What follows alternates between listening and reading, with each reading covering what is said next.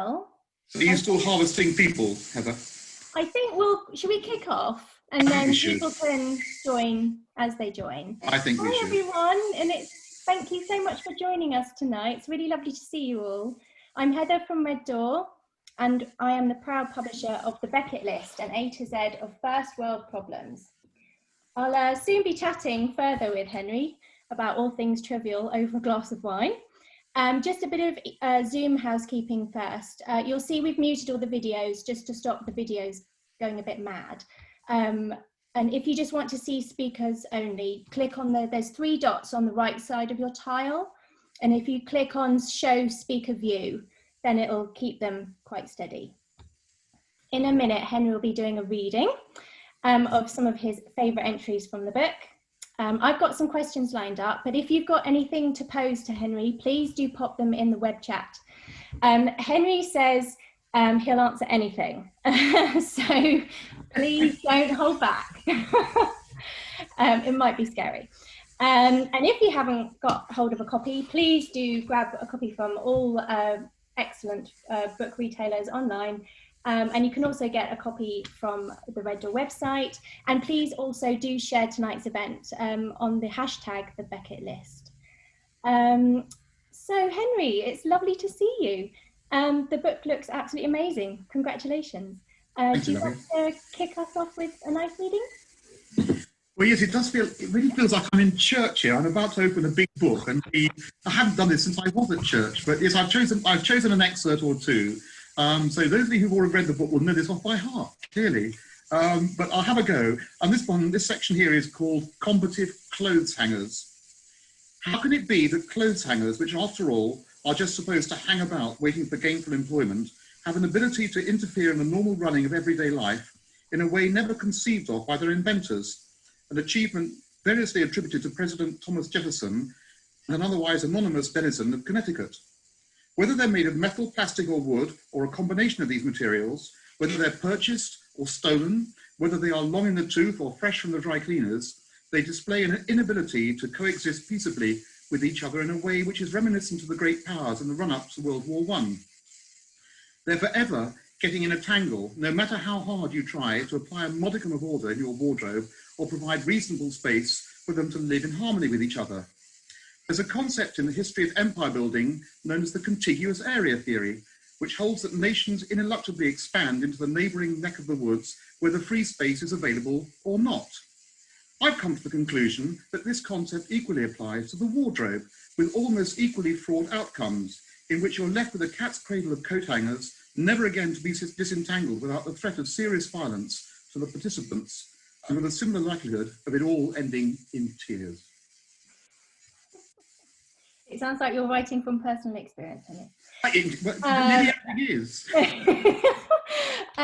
So tell us, what is the Becket List? What is it? What's it all about?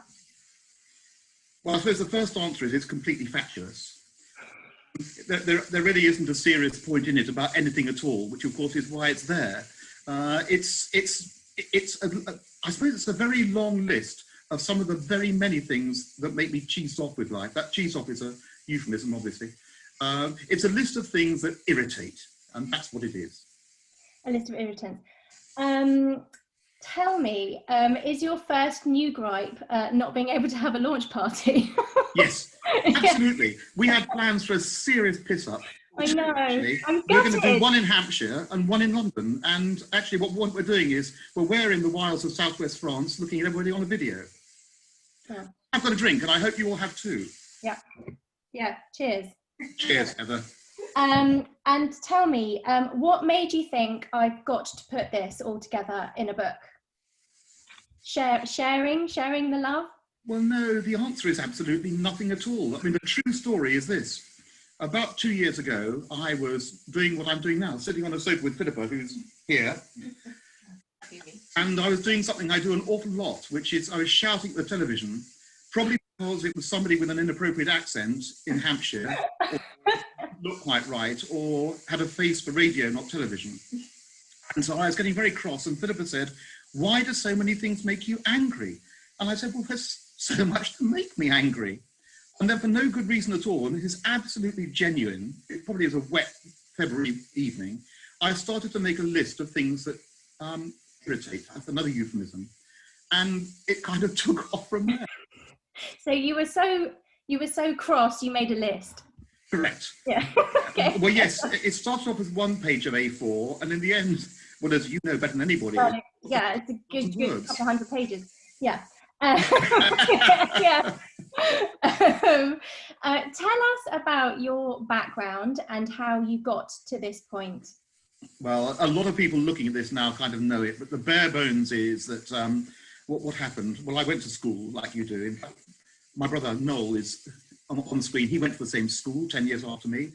Went to school, went to university, had rather a good time there, probably rather too good a time, because I got married at the start of my third year, but that's another story. And then career-wise, I had something that head up once called an iffy CV, because I dodged about a bit. So I started off by being a speechwriter for Michael Heseltine. And then Really? Yeah, really. Oh, gosh. Wow. Well, he needed a speechwriter because he, apart from being brilliant, he's also dyslexic.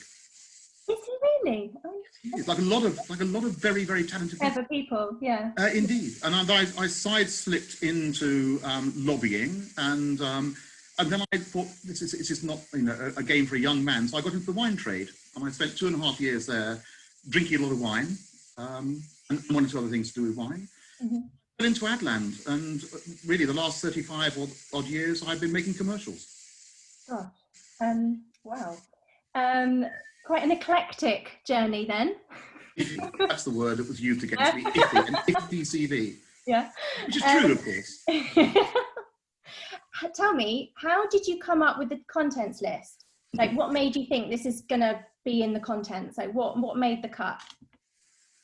Well, it didn't need much effort. They just came. So whether it was elastoplast or cling film or paper clips or I don't know, whatever, that they just bubbled up. And I suppose I've probably been bottling up. Well, actually not bottling up at all. I don't do bottling up. I can hear Philip in the background. I've just been accumulating a vast amount of irritation. Irritants, yeah. It hasn't made a cut because I'm 2/3 of the way through, as you know, writing volume 2. So there's lots. There's a lot of material. It keeps coming, Yeah. And actually, linking on from there, I guess with where we are in the world, there's probably plenty of lockdown material for book 2, with phrases like the new norm and it is what it is. There's 2 that could go in straight away. You're right, but interestingly, a bit like with Brexit that you and I talked about a year and a half ago, the question is it actually best avoided? Is it actually rather unfunny? One of the things I've noticed is that with the first lockdown, there was so many great gags going around. Yeah, lots of memes. Facebook. A lot of memes, yeah. But there are far fewer at the moment, so I just wonder whether it's actually become a bit unfunny, really. I don't know. Yeah, I think maybe we're... You're right about cliches. Yeah. I've got lots of those. Yeah. But I don't know. I mean, let's say volume 2 comes out in a year's time. Mm-hmm. A distant memory, or would it still be a bit raw? I really don't know. So I've tried to keep, as with volume 1, to trivial stuff that doesn't really matter. Yeah, and I guess the great thing about moaning about the trivial is that it's trivial. So, no one's going to get hurt as such. Well, as you know, all the ones that I wanted in there that would have hurt people in particular, I know, we cut them out. So there's a lot of raw material about people like Anthony Blair, for example, that I'd love to have in there, but I know, well, wouldn't we all? But, there are lawyers. I know, they read it. Dangerous lawyers. I know. Tell me, do you consider yourself grumpy? Grumpy. Defer to the management on that question. Yes, management is the management. Yes, on that question now. Is he a grumpy man? Well, depends. Some days he's not. Not every day. Not. Intermittently. He's got very high standards, you see. If any family and friends are there, do post on the chat. I think not many people live up to the standards that my husband has. Very high standards. I think I'm going to take that as a compliment. I think you should. I'm rather surprised. Yeah, should take that as a compliment. I was listening to Six Music the other day, and they were interviewing Mark Thomas, and he was saying that during lockdown he moved in with his mother, and he said he's never been with such a grumpy person. So I think it's fair to say that women can be just as grumpy as men. Oh, well said. Tell me, I think you've got funny bones, but does the humour in your writing come naturally, or are you spontaneous, or do you have to think about it, or does it just flow? I think it's a bit of both. Hey, I've been writing commercials all my working life, and by and large, you want a commercial to make people smile. Well, that's where advertising was. It might not be now. And I think so. Probably I work at it a bit, but I think what happened is that I think I write things that can be quite funny, but then, as you know better than anybody, when you sweat blood over the copy and you try and you think, oh, that sentence could be sharper or wittier or shorter or punchier, then I think things do become funny, because the first draft was way longer, and I know it was quite funny, but it's become much more so, I think. Yeah, you've sharpened it, haven't you? I think so. Yeah, and also comedy is subjective, isn't it? So it's I think. Well, it is. I said to everybody, there's going to be something in that book that will offend everybody. Absolutely. It's family, and I can think of one for Sophie, for example. There's things that I just knew would really people up. So I left them in there. The grandson appeared now. Oh, hello. That's James. Hello, James. He's waving. Thank you for joining us. It's very late. Tell me, Henry, who inspires you? Do you have any favourite comedians, comedy writers? Who do you love comedy-wise? Well, as most people here know, I'm a private eye obsessive. I haven't missed an issue since the summer of '69, which is somehow important. So an awful lot of me, and probably my cynicism, comes from private eye. Comedian-wise, the one I always, currently, in the last 15, 20 years, I've always really enjoyed is Jack D. He's just so laconic and so, I don't know, world-weary. I mean, even now, I just think he's brilliant. Yeah, and also it's comedy about the everyday, isn't it? So we can all relate to it, can't we? It's stuff that shouldn't be funny, but can be made funny with a twist of a phrase. Yeah. So speaking of private eye, tell us about our wonderful illustrator, Tony Hudson. Who's there in the gallery? Tony. Lovely to see you. So nice to see you. Well, Tony and I have never actually met, but we on the phone. Yeah. What happened was that I was talking to Tom Cole, who's also online here, a year or so ago, about we really should have some cartoons to go with this. He said, who would use? I said, I tell you who really I just love is Tony Husband. Yeah. I have a sneaking suspicion that Tony's sense of humour must be a bit mine. The wonderful running gag in private. Yeah. And I don't know, so Tom approached him out of the blue, and I think Tony pretty much said yes, and just listed off 4 or 5 cartoons just like that. They nailed it. They were spot on. Yeah. They were absolutely spot on. Yeah. So there you go. Yeah, I think that's what I really, when we first met, and you showed me those illustrations, and I just thought, it's just perfect, really. He obviously just totally gets it, and is that sort of thank you, Tony. Humor. So yeah, thank you, Tony. It's really lovely to see you. Tell us, what got cut out? All the stuff that the libel lawyers wouldn't like. But the politicians. All the politicians. Stuff. Yeah. A few rude words. Yeah, well, we did star out the really rude words. Yes, there's quite a lot of asterisks. Yeah, there are far more asterisks in the original. Yes. Yeah. But I mean, not really. I mean, I think that what happened was in the editing of it, there were some that were slightly, in marketing terms, off strategy. They didn't fit the title so well. Cold. And it went, sorry, Tom. And Tom Cole is my agent, and I just think that's hilarious. But basically, it went from 60,000 to about 45,000 words, and a lot of that was because some of the stuff just wasn't as funny or as appetite, I guess. Yeah. That's the way it worked. Yeah. Are there any entries that you left out but feel comfortable sharing with us now? Well, they're all the political ones, aren't they? So probably, There were a few Boris ones, weren't there?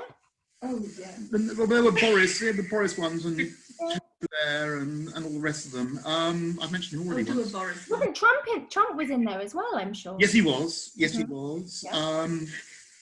No, I think the thing is that there were some that I've rethought about, you know, to do with objects. I'll give you one simple example, which is very current. 2 nights ago, you know, you get those candles that people give you at Christmas, and they're in a glass thing, so they're already completely enclosed. And you open up the lid, and there's the candle in there with its wick and all the rest of it.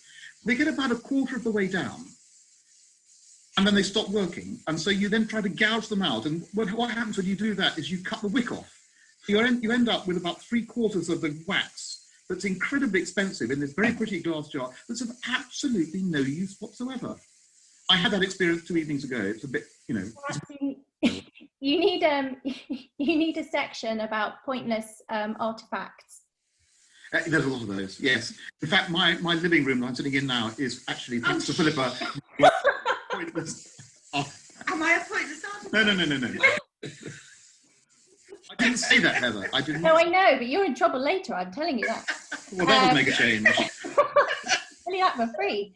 Tell us about the process of making the book, and tell us about your relationship with Tom and how it all began. Okay. Well, I travel a lot on business. Well, I did before COVID. I was always on a train or in a plane or at an airport or whatever it was. And so I just would tap away at my laptop, and I try not to do that noisy thing I talk about in the book, where that noise that so I tried to do silent typing. But I did it anywhere, really, one way or another. And then I had got to a point where I looked back at it, I thought, this is actually really quite interesting. So I went to see a friend of mine, Nigel, who actually can't be with us this evening, who's published a lot of books.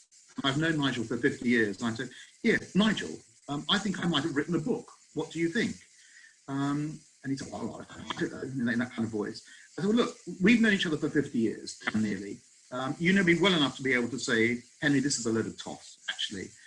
Or you could say, what do you really think? And he phoned after about a day and a half and said, do you know what? I think this is really funny. I actually haven't stopped laughing. Well, of course, he's a bit target market. He's a bit like me anyway, so he would say that. But so what you need is an agent. He said, I happen to know somebody, and that is Tom Cull, who's online at the moment. So he said, you should go see him. So I went to see him, and I explained myself and handed it over. And Tom phoned a couple of days later and said, my dad came to coffee, and I was looking at him across the coffee table, and I realised, at last, I know what to give you for Christmas. And that's how it kind of happened. Yeah, I mean, it is the perfect stocking filler for the, I'm going to say, the No, it's far more serious than that, Heather. It's far more. I mean, no, but it is the perfect stocking filler. Okay, sorry, yes, you're right. It's the perfect stop. Are you advertising hat on? Excellent. Well, it's brilliant that we're all, you know, we can see the fruition of it all now.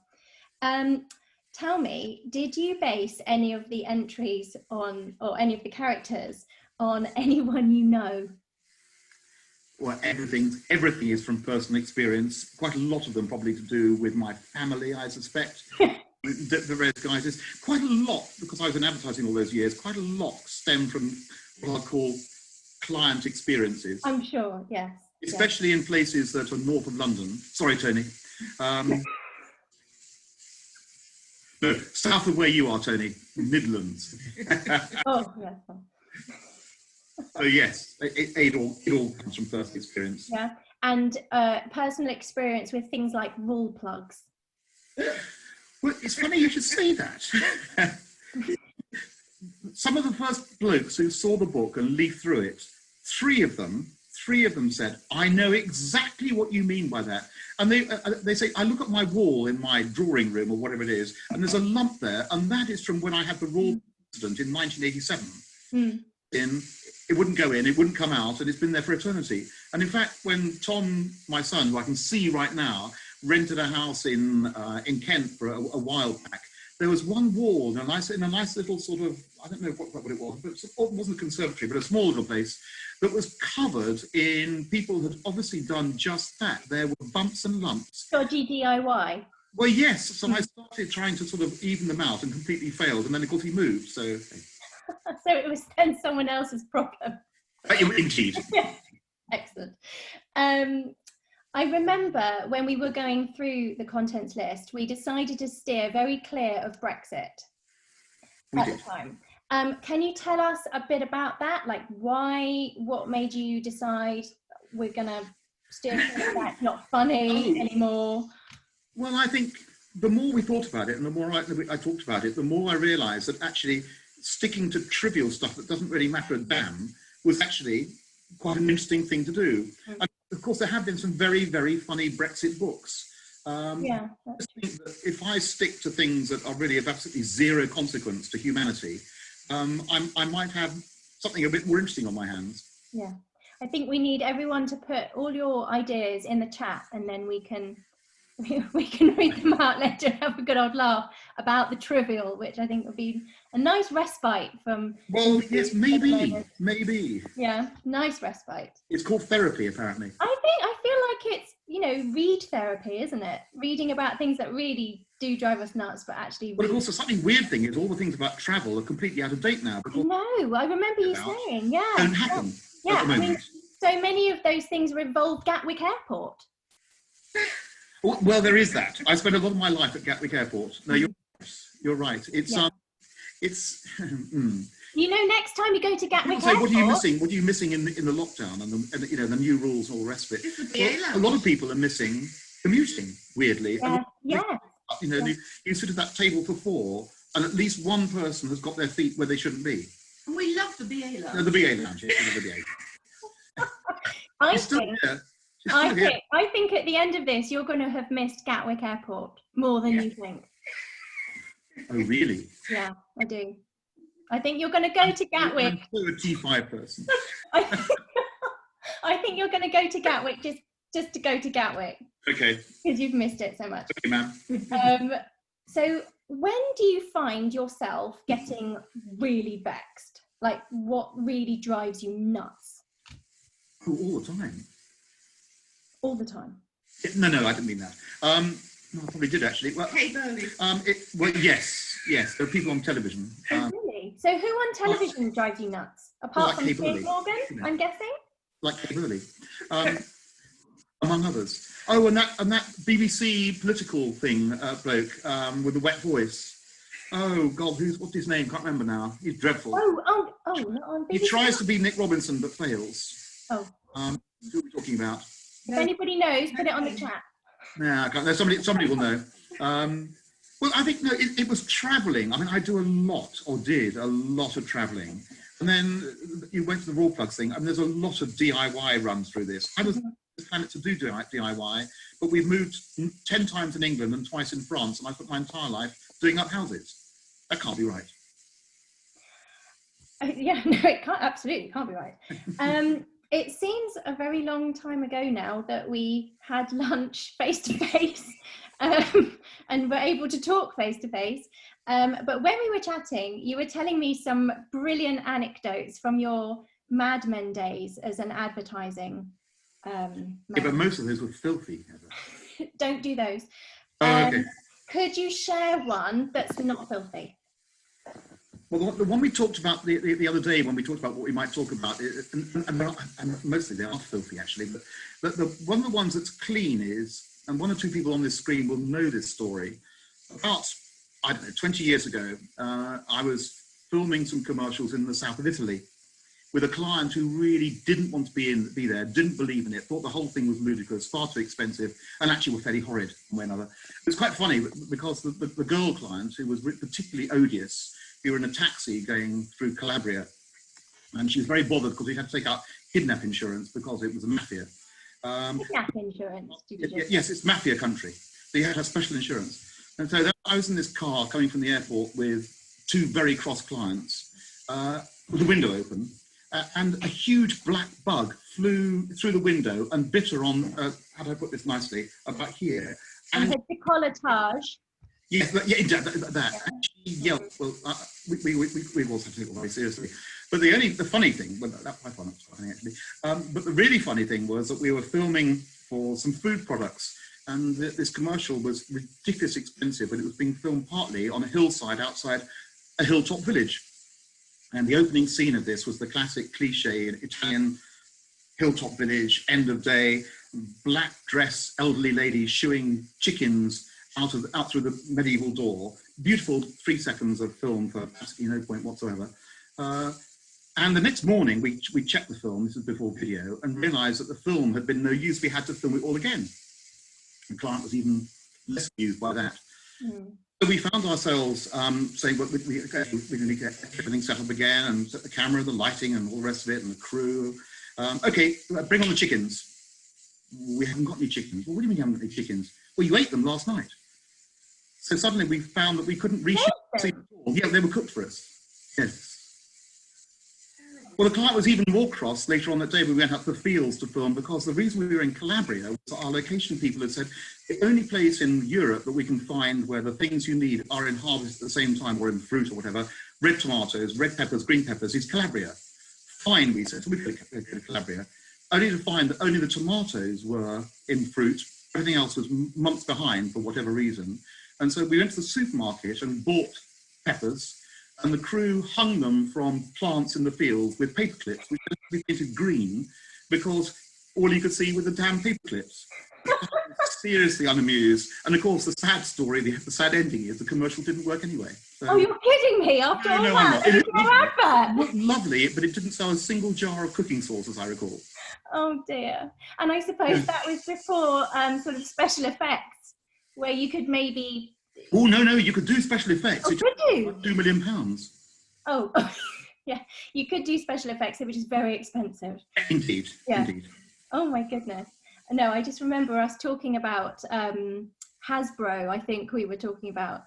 Yes, I spent all my life launching toys like G.I. Joe and My Little Pony, and yes. I feel like you've probably got enough material to make a Mad Men memoir just of the ad stuff alone.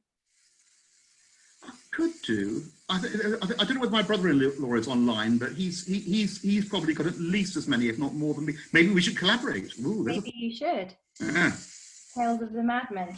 Sordid tales. Sordid tales. Maybe not the sordid ones though. No, they're the good ones. They're the sordid ones. The best one involves a glass of Perrier, but that's a story for another day. Yeah. So I think it's about time that we maybe have another reading. Would you like to do? Are you sure? Yeah, let's. Well, I've got a shorter one, so to speak. Hang on a second. I've lined up a shorter one, in case people got really thoroughly bored. This little section is called Energy-Saving Light Bulbs. Almost 1.5 centuries after Thomas Edison perfected the modern-day light bulb, we now find ourselves travelling in reverse, with the encouragement by governments to buy and use light bulbs which emit nothing more than a faint glow, and a much less aesthetically pleasing one to boot. Utter nonsense that makes essential activities like reading, completing the crossword and embroidery significantly more difficult if that's your thing. And the additional irony is that although they're supposed to be long-lasting to compensate for the fact that you now need a dozen occasional lamps to provide the light that just a pair of them did before, they are forever self-extinguishing within weeks. Built-in bloody obsolescence at work, without a shadow of a doubt, always assuming, of course, that you can generate enough artificial light to produce a shadow worthy of the name. Today's reading. Today's reading.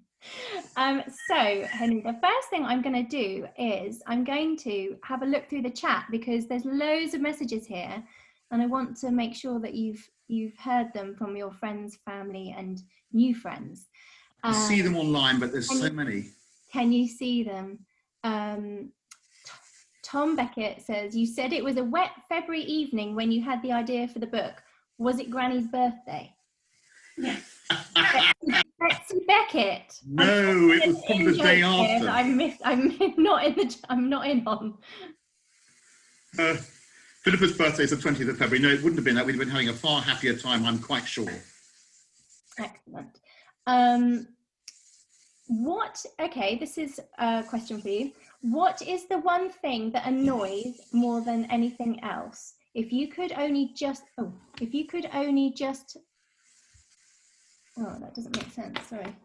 What is the one thing that annoys you more than anything else? If you could just, I think it's choose one part of the book. I think it's like, what is your biggest Well, thing? it's funny that, because there was a thing in the paper the other day about this, and I've always maintained that I've inherited this. So my grandfather and my father and myself are totally allergic to eating noises.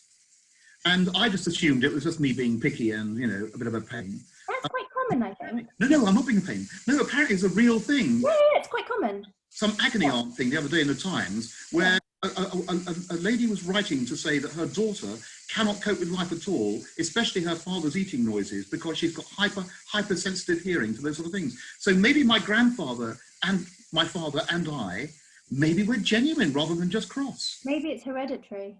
Ooh, spooky. Okay, this is a really good question. What has happened this week that would go on the list? I can think of loads. This week, particularly. What would go on the list? Ooh. Well, I suppose, I think it might have already been there, I'm not sure. That in France, you have this weather that's called grisé, which absolutely describes the kind of weather we got. You'll know that because of your French connection. It's not wet, and it's not dry, and it's drizzly. Yes. It's drizzly. Yeah, exactly. It's just grey and pointed weather. I think that's the obvious one. It's like that, actually. Yeah, grizzly weather. Rob Thackeray says, went past Hen's old school earlier today. Add scruffy schoolboys to the next book. Oh, yeah, good point. Yeah. We weren't allowed to be. We were beaten. Yeah, I know. You'd have been whipped, wouldn't you? With some sort of... Well, it wasn't that kind of school, lovey. No, it wasn't a church school. No, well, Robert's right. He's wrong, actually, because he and I are the same vintage, but I don't know whether he had the same experience at the school he went to up the road. But my school, you had this, and Noel will be nodding to this. It's one of my brothers. You had this bizarre thing that you had to wear a school cap until your O level. God knows why. So we all had these fatuous maroon caps with a little badge on it. So the rule was you had to wear the cap. But nowhere did it stipulate what it had to look like. So, of course, you scrunched it up to make it look as ridiculous as possible. And there was a phase of wearing it right on the back of your head until it fell off, or right on the front. The same thing with the tie. You had to wear a school tie. So the trick then was to make it either as short as possible, or as long as thin as possible. So, yes, scruffy school, aren't they always with us? They probably always will be, I think. I think they will be. Yeah, scruffy schoolboys in volume 2. Noel Beckett says, I would have enjoyed the book more if you'd have ignored the lawyers. No grumpier than our other brother. Okay, blame Heather, okay? How many brothers have you got, Henry? Well, only two, and only one of them's on. The other one is somewhere in the forest. Okay, fair enough. But no, well, the thing is about the lawyer thing is that, well, you've got to be careful, and you advised me on this. Yeah, you do. Do an online appendix that is really offensive. Yeah, that's an idea. Yeah. It's just not a very good one. That's an idea for now. Let's have a look. I'm with you, Noel. Hope volume 2 is edgier and less bloody woke. We have got woke in there, haven't we? Oddly enough, woke has its own entry already. We are edgy. Yes. Yeah. And not woke. Yeah. Woke is going to be in there. I mean, yeah. Oh, Tony Husband says one of the cartoons for the book ended up in Private Eye by mistake. Oh yes, yeah. I was rather pleased with that one. I know. I opened Private Eye, and I think I was in Paris on business or something. Bloody hell, there's my cartoon. And then lovely Tony phoned me and said, I'm so terribly, terribly sorry. And I thought, that doesn't matter at all. I was just sort of slightly surprised. Yeah. I think it was the one, isn't it the one about the vicar? I think it's the one about the vicar. It's Morty Vicar, isn't it? No, I think it's about Phuket. Oh, the naming. Yeah, I think. I can't remember. Yeah. Anyway, Tony, I'm no longer cross, okay? I can't envisage Henry ever being cross. We've got, Tom says, most fun I've worked on. Ordering a drink is now impossible. Noel says, I've never thought of Henry as out of date before. Oh, And the book made me angry, especially the scrambled eggs. Oh, who said that? Noel? Ah, now why does that make Noel angry, I wonder? Maybe scrambled eggs. I may have served Noel scrambled eggs, and she may have indeed have served them to me. I don't know. I do have strong views on them. You know, some years ago, Philip and I, have strong views. we went to a sensational hotel near Sant'Emilio. I mean, just sensational.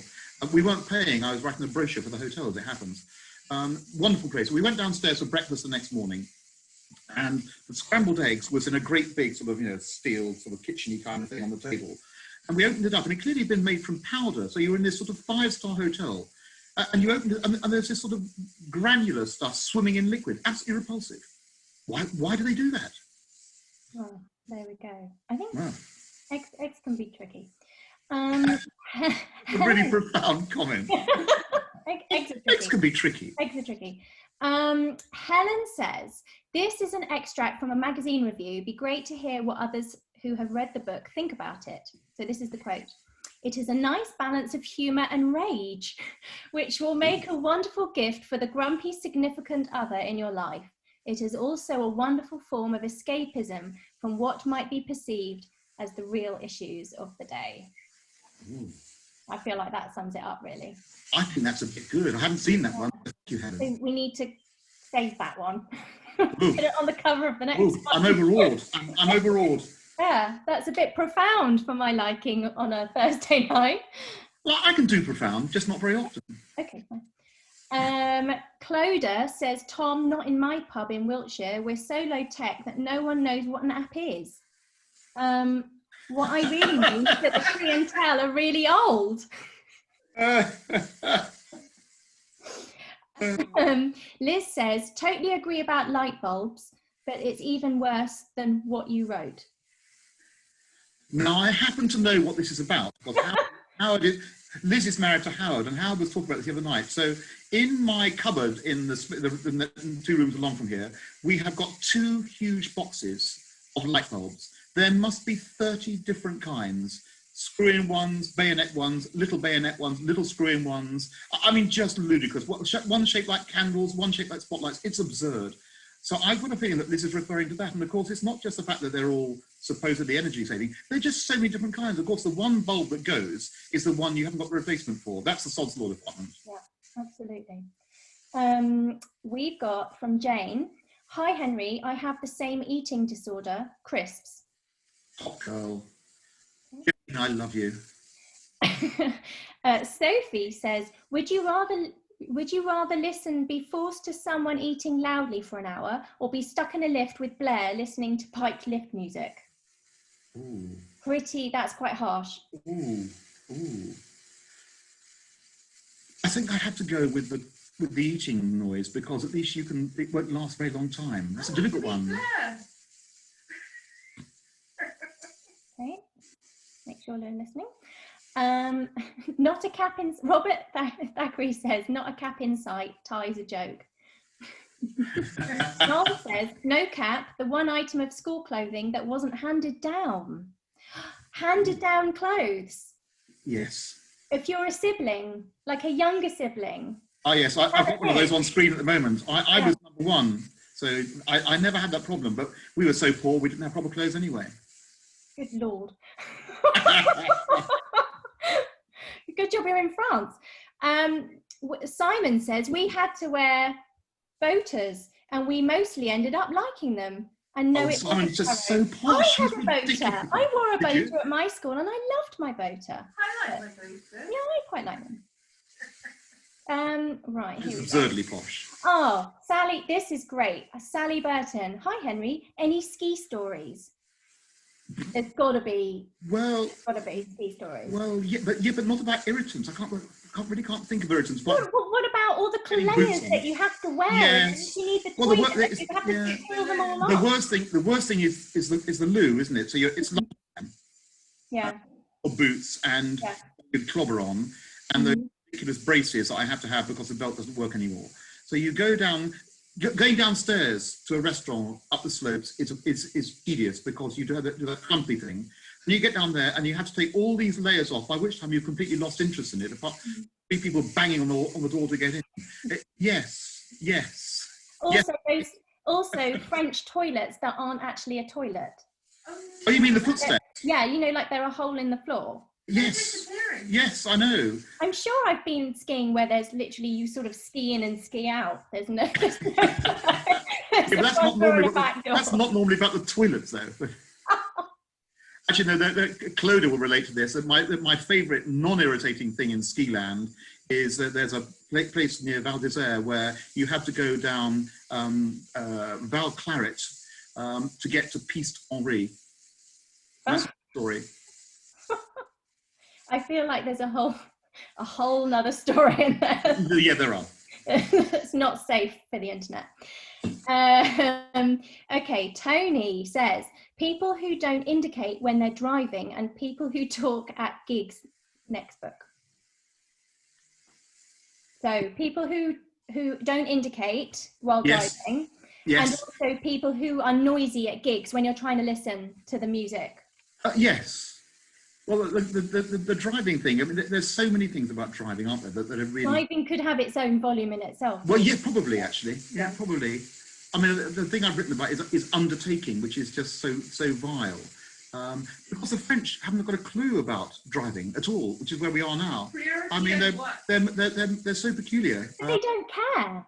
Exactly. That's the thing. If you're French, you don't care. You just go on with it because you're French. Well, yes, they're very odd. They're very odd.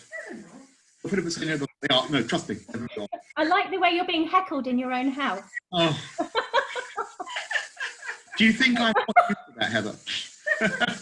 I'm not saying not a word. She's putting you in check. Robert Thackeray says, toast with a hole. What did he say? Toast with a hole. I guess toast with holes. Soda bread or something where you get like you know, like a hole in the loaf and then you cut it and then you put it in and then when you slice your bread and you've got a massive hole in it. Yeah, and round the hole it's much more brown and crusty. It gets burnt.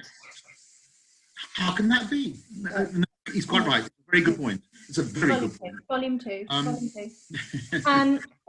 Helen says, can't stand people who are chatting at gigs. Even worse, though, is when the person next to you is singing so loud, it's drowning out the band. That's triple. Yes. Well, no, that's absolutely right. But the other thing I've written about, which has always got to me, is people who at the proms or wherever decide they're going to conduct. Like, do this Haydn string quartet. I'm going to do this. Oh, yes, it's in 3/4 time. Look at me, I can conduct. Yes, I know just what she means. They're just enthusiastic and excited. No, they're not. Highly irritating. Taking up a lot of space. That feels too, but doesn't that feel like so long ago? People at a gig. I mean, what a gig? Or I know.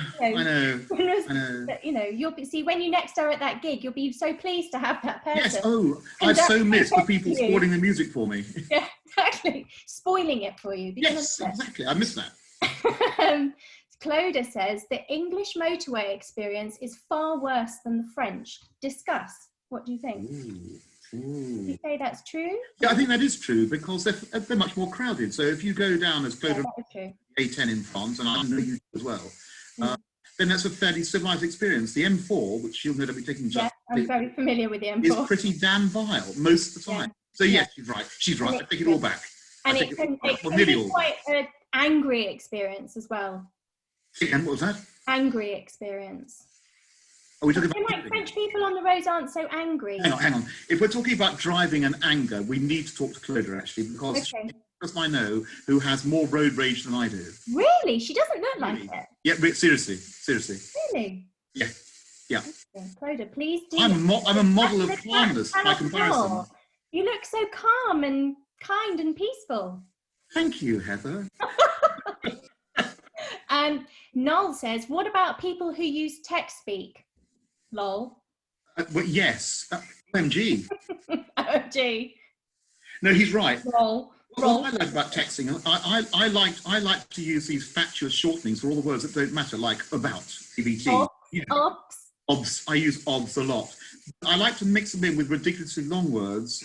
That's something else I've inherited from my father, as Noel will well know.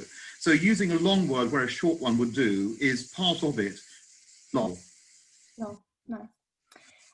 Says it all, really, doesn't it?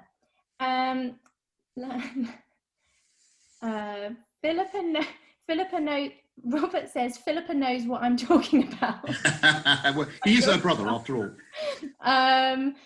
Did I? Mark Goodchild says, tell us Yeah. about Cannes restaurants and prices. Oh, that sounds like another personal experience. Well, yeah, it does. And he and I would have shared this experience in Cannes. So he's right, of course. Cannes is a lovely place in some ways, but all the restaurants are appalling. I've never had a good meal in Cannes, but they are all absurdly expensive. I know exactly what he's talking about. And they even manage to ruin steak and chips. I don't know how they do it, but they do in Cannes. What, They in just France? yeah, in Cannes. No, just in Cannes. Just in Cannes. Oh, just in Cannes. Seriously, Mark's absolutely right. Right. I mean, the whole French thing, I mean, that could be yet another volume, couldn't it, really? Well, funny you should say that. So we've got a few French people around here who got a copy of the book, and I was a bit worried about it because Oh, yeah. What was rude that? at times. But there's Katie, who's online, has a guy doing some plumbing for it at the moment called Olivier. And Olivier is actually quite a bright chap and speaks very good English, and he is, of course, a French workman. And the 2 pages I've written on how appalling they are, big Yeah. contrast to A Year in Provence, he said he's dead right. Oh, really? Interesting. No offence caused. Sometimes it pays to be a bit political. Yeah, or honest even. Yeah. Exactly, yeah. Many people leaving because they've drunk too much. That's fine, and standard. It's just people saying, I finished the bottle, I'm off. Yeah. Have a good evening. Tom Carl says, fine dining where the meals are the size of postage stamp. Oh, absolutely. So you get this huge plate, don't you? And often it's sort of black and not round. And in the middle, there are 2 or 3 gobbets of whatever. Nice drizzles. £23.50. Drizzles. Oh, and then they do that thing, they do that squiggle of balsamico. Yeah, always. It's always a black drizzle. Yeah, why? Because it's pretty. A good point, Tom. Because it's pretty. And it'll cost you 50 quid. Robert says, could you devote an entire book to Scotland? Ooh. Well, this is a bit of a sore point. He's right, of course.